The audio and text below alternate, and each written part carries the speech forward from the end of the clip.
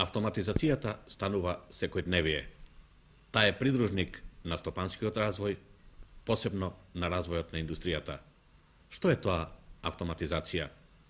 Овој краток мозаик нека не воведе во чудесниот свет на автоматизацијата. Сложен компјутерски систем, автоматски центар за комуникации.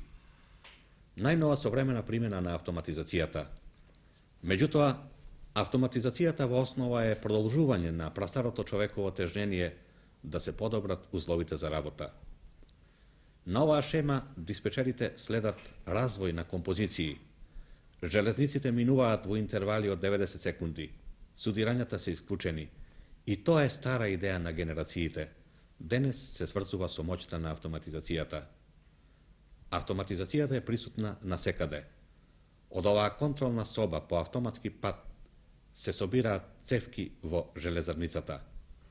Познато е дека во светот владее вистинска треска за нафтата, црното злато. Со цел да се добијат поголеми количества нафта, стручњаците остварија и автоматски нафтовод. Овој центар е наменет за примена на автоматизацијата во земјоделството. Компјутерите даваат формули за најдобра исхрана на стоката за примена на вештачките ѓубрива. И печатењето на весници битно ќе се измени со помош на автоматизацијата. Компјутерите ќе помагаат не само во техничката, туку и во стилската опрема на весниците. Ова е една од најновите идеи за примена на компјутерите. Тие помагаат на најдобар начин да се воведе документацијска служба за пронајдоци. Механизирањето на поштите станува се поактуелна тема. Оваа мощна брза автоматска машина е наменета да сортира писма.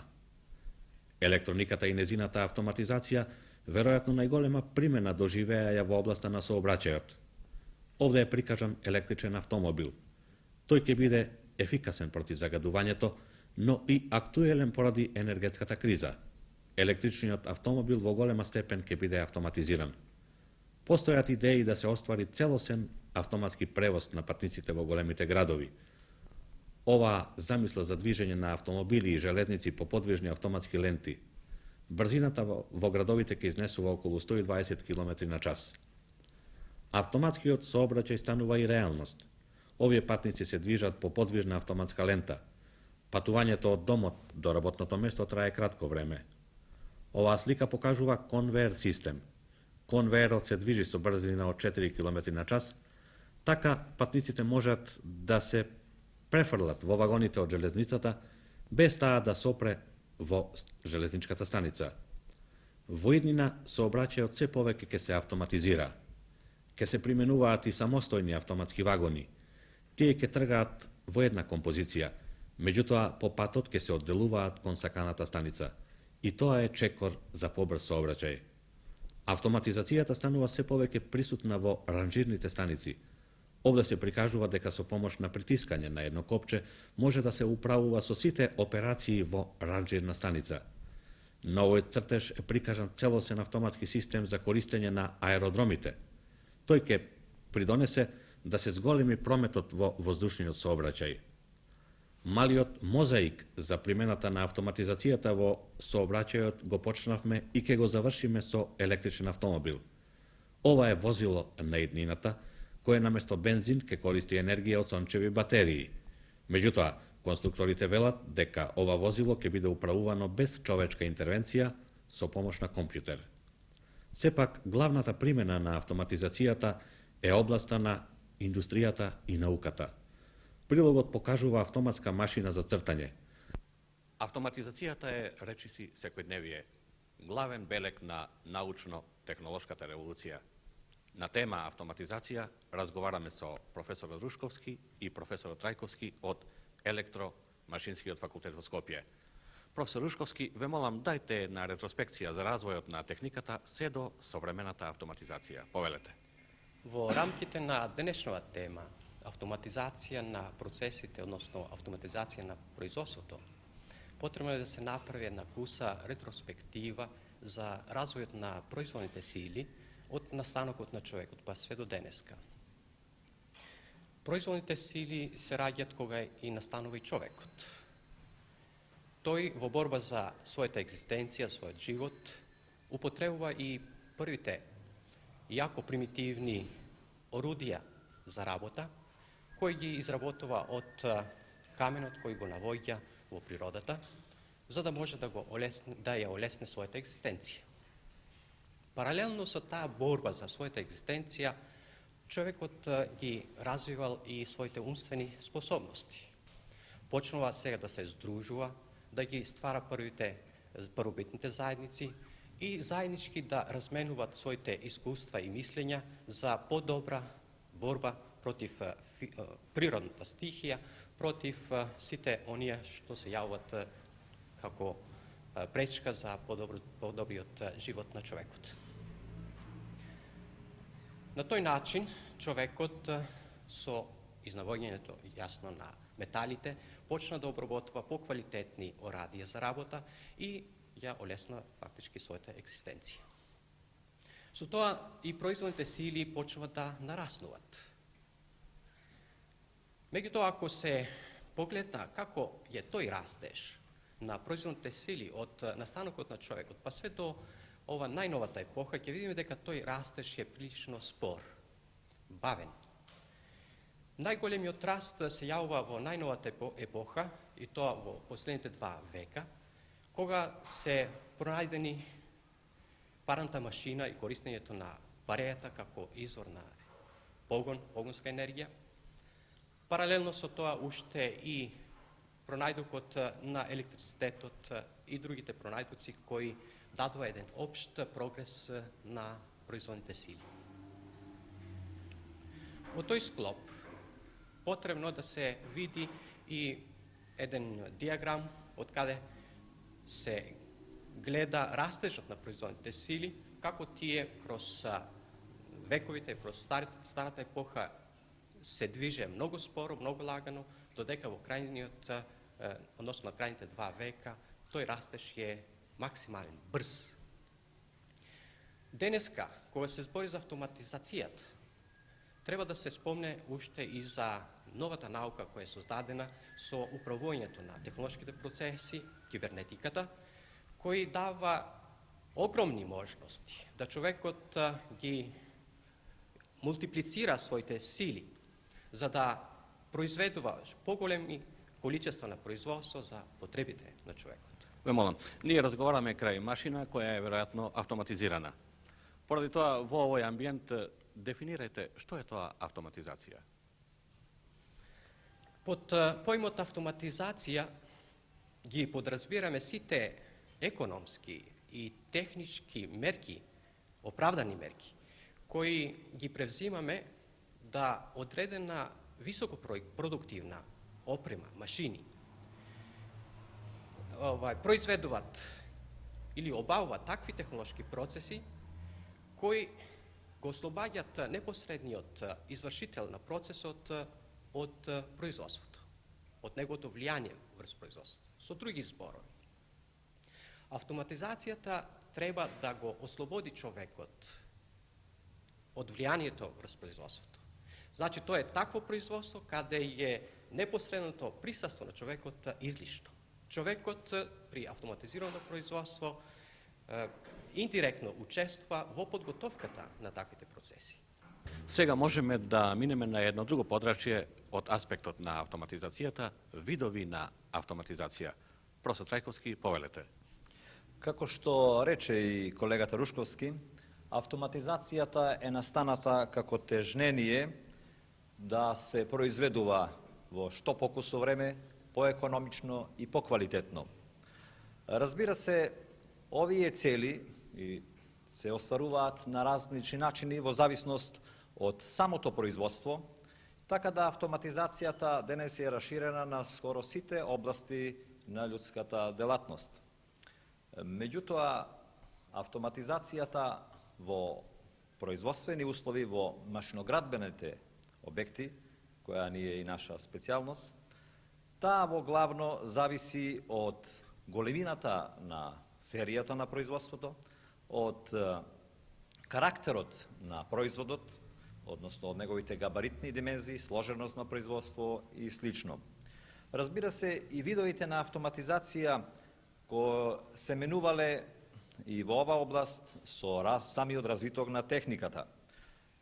разбира се, автоматизацијата користела сите оние средства на техните кои постоеле во дадениот момент.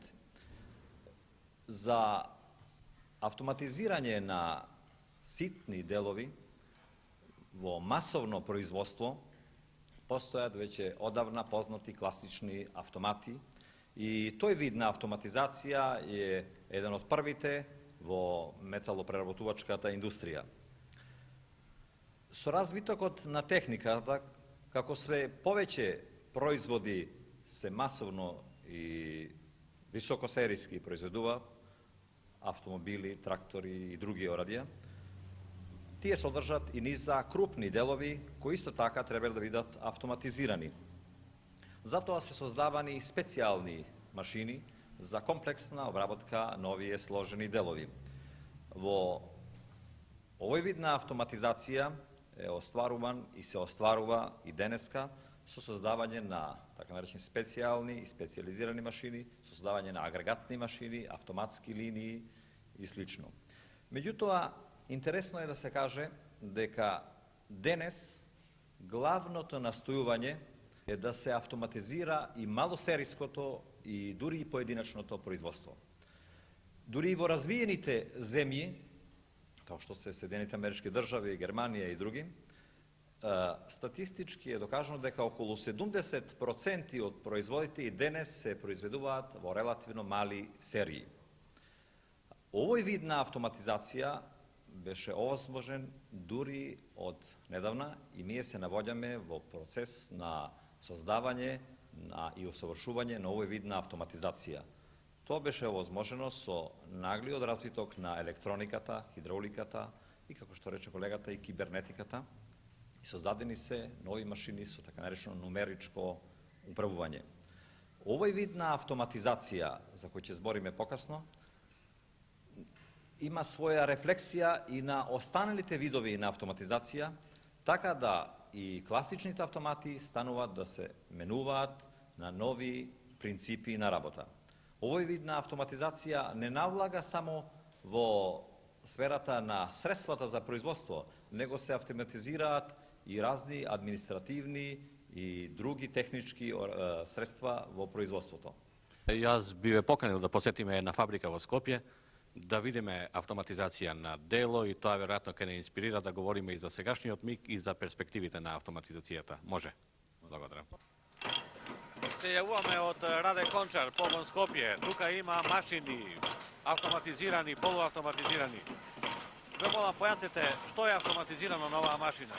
Ова машина е типично машина со рачен погон. Као што се гледа, работникот секој так на машината мора ножно да го правува, а исто така и да го повлечува сировото парче. Друга работа е што обработените парчења паѓаат, а не се собираат на одредено место.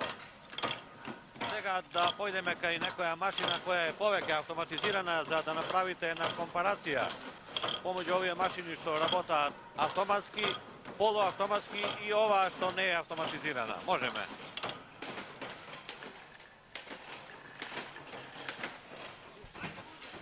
Еве некрај друга машина во Раде Кончар. Забележуваме дека производителот тука има сосема друга функција. Машината е поавтоматизирана. Дајте коментар за степенот на автоматизацијата. Кај оваа машина имаме така наречено автоматизирано помагало кое е во склоп со таа машина и автоматски врши дотур на материјалот, а исто така и шаржирањето, така да производот кој испаѓа од машината не паѓа долу, него се пакетира истовремено. Улогата на производителот е само да ја контролира работата и, разбира се, кој ќе се истата заврши да ја исклучи машината.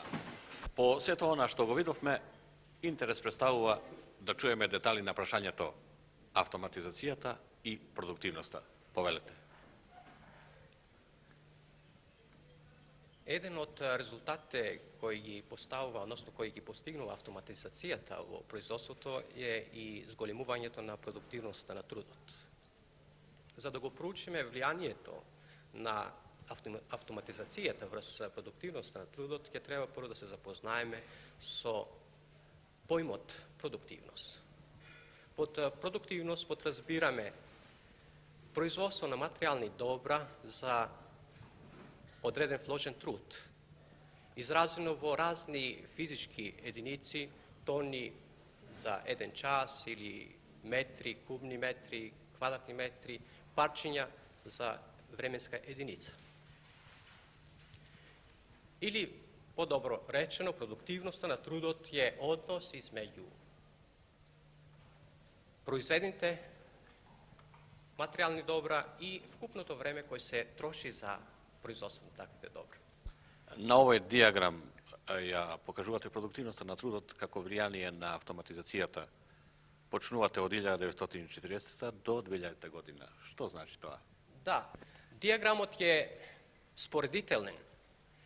Od istijot može da se vidi дека produktivnost na trudot vo 1917. godine u metalnata industrija, vo Jugoslavija, za proizvodstvo na proizvodi od vrednost od $250,000 učestvovale 160 rabotnika. Nasproti 38 rabotnika vo Savezna Republika Germanija, odnosno negdje ispod 20 rabotnika vo Sjedinjene Američke Države. Jasno je da kaj nas produktivnost na trud jako zaostanuva. Автоматизацията ќе треба да овозможи еден тренд на раст на продуктивноста на трудот, кој ќе може да ги доближи таквите разлики измеѓу продуктивноста на трудот помеѓу тие три споредителни земји. По оваа производствена аналогија, да чуеме некои детали за автоматизацијата на производството на средствата за работа. Средствата за работа, односно машините во овој случај на кои се врши производството на разни машински елементи во машиноградбената индустрија, која што и напомнавме, се одвива во зависност од количеството и карактерот на деловите. За ситни делови бија создадени уште преди 50 години и повеќе, а и денес се уште работат во голема количина во нашата индустрија и во светот, така наречени механички автомати, при кои последователноста на движењата се остварува по механички пат. Многу често за сложени профили со сложена форма, со криволини, ограничени со криволински површини, се употребуваат така наречени копирни автомати или копирни стругови. При нив, може да видите и глодалки и други машини, при нив последователноста на движењето, односно траекторијата на патот на резниот алат, се остварува со копирање по еден шаблон однапред изработен. Овие машини овозможуваат на многу лесен начин да се остварат сложени движења на резниот алат и да се добиват со голема, релативно голема точност разни профилни површини. За автоматизација на производството на тешки машински делови, како што се блокови мотори на цилиндар, на автомобилски цилиндри и други тешки елементи, се применуваат специјални машини кои вршат истовремено обработка од повеќе страни, тоа значи за да се скуси машинското време. Оваквите машини имаат низа недостатоци. Тие се, бидејќи специјално конструирани за дадиот машински елемент, а ако истиот претрпи известна и мала измена, тие стануваат неупотребиви. На тој начин, од една страна, тие го усовршуваат производството, од друга страна, го пречат понатамешниот развиток на конструкцијата. Задниве 30 години развиени се на принципот Баукастен автоматски единици и агрегатни машини составени од така наречени работни единици. Со комбинација на овие работни единици може да се формираат различни агрегатни машини кои овозможуваат комплексна обработка на поедини делови. На филмот може да се види работа на една автоматска линија во една автомобилска индустрија при производство на блокови цилиндри за автомобили. Ве молам, пред малку го спомнавте нумеричкото програмирање. Ве молам, кажете ни за неговите принципи. Нумеричкото програмско управување со машините датира од пред кусо време и, како што рековме, се навоѓа се уште и во развиток. Иако првата металорезочна машина беше создадена 51 година во Масачусетс, во САД, Денес во светот се наоѓа голем број на овакви машини во употреба. Само во САД во 67 година имало инсталирано околу 7000 овакви машини. Во што е предимството на примената на овие машини? За разлика од претходниве, каде што програмата на машината, било да е брег или копир или слично, е тесно поврзана за производот, кај овие машини програмата не е поврзана за производот и може лесно да се менува. Лесно може да се менува програмата и при копирните машини, со замена само на копирот, меѓутоа за секој дел треба да се изработи нов копир со поголема точност од точноста на машинскиот елемент кој се работи на дадената машина. Со нумеричко програмско управување за прв пат е овозможена автоматизација и на универзалните машини, односно автоматизација и на малосериско, дури и поединачно производство. Кој треба да биде новиот дострел во автоматизацијата по нумеричкото програмирање? Нумеричкото управување се уште не го достигнало својот заден дострел. Као и секоја нова автоматизација, таа минува ни свое детинство и додека стигне до одредена зрелост. Во овој момент на полето на нумеричкото управување се работи за автоматизација на подготвителните процеси со се поинтензивна примена на компјутери и со воведување на компјутерот да директно управува со поголем дел на машини, односно и со цела мала работилница. Друго домен на ова поле е што нумеричкото управување кој обезбедува за сега само кинематиката на движењето врши подредена законитост, сега се работи и има веќе постигнато резултати на полето на адаптивно нумеричко управување, каде што и режимите во процесот на режењето, брзината, резните отпори и други се контролираат и се со помош на сметачки машини, компјутери пресметнуваат и задаваат на машината да работи со оптимални режими. Благодарам. Какви технолошки новитети ви очекувате во областа на автоматизацијата? Во област на автоматизацијата као новитети се очекува се поголемото присуство на автоматизацијата во производството, тоа значи да се повеќе производи опфатат со такви технолошки процеси кои се автоматизирани. Се запознавме со историјата и сегашниот миг на автоматизацијата, а сега да направиме еден залет во иднината. Што ќе кажете за иднината на автоматизацијата? Условите кои ги пружа кибернетиката создава огромни услови да се со поголем подем растат производните сили. При услови на автоматизацијата, сепак човекот останува креатор на технолошките процеси, иако се ослободува од директното учество на тие технолошки процеси. Значи доаѓа ерата каде што ќе настапуваат роботите вместо луѓето, вместо човекот. Вие ги спомнавте роботите, значи одиме кон фабрики без луѓе. Како ги замислувате идните фабрики без луѓе? Фабрики без луѓе се можни само во услови на масовно производство на производи, бар од денешен аспект на економската оправданост на тие фабрики.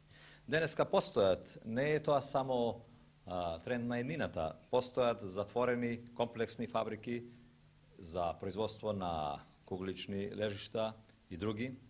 Меѓутоа, новата технологија, новиот развој на електрониката ќе овозможи да се во иднина автоматизираат и многу припремни процеси, да се врши автоматски избор на најпогодни режими, да се автоматски врши дури и конструирање на средствата за производство, што ќе даде нов подем во нивниот понатамошен развиток.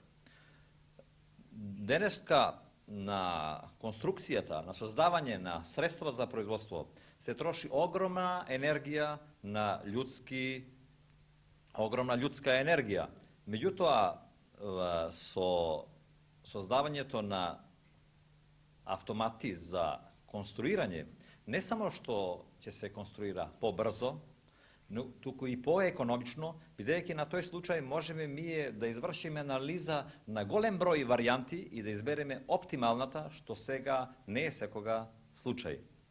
Сметам дека и во иднина, и покрај сите, мислим во блиска иднина, сепак човекот не ќе биде исклучен од управување со производните процеси. Ние гледаме тука една автоматска шема. Дали овде на вашиот факултет се подготвуваат стручњаци за развој на автоматизацијата? За сега се уште се запознаваат со принципите на автоматизацијата, а нивното понатамошно усовршување е препуштено на трет степен, на нивното самостојно научно-истраживачка работа и во индустријата каде што треба да работат.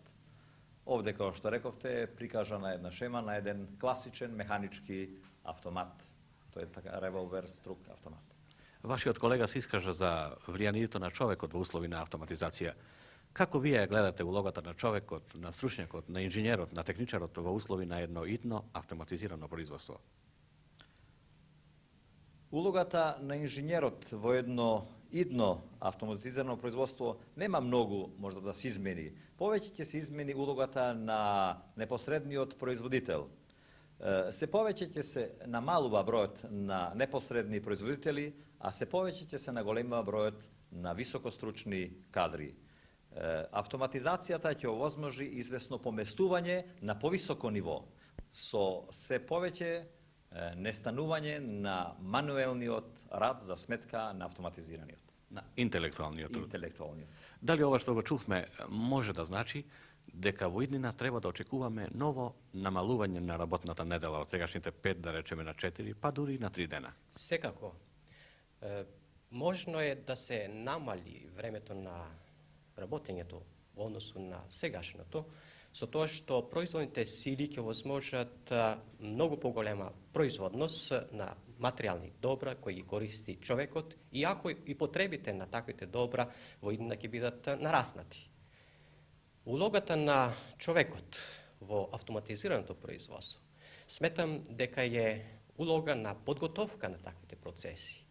Без таа подготовка не ќе може да екзистират такви процеси. Со оглед на тоа, иднината лежи на тоа да се директниот производител елиминира од директното производство на сметка на интелектуалниот труд кој ќе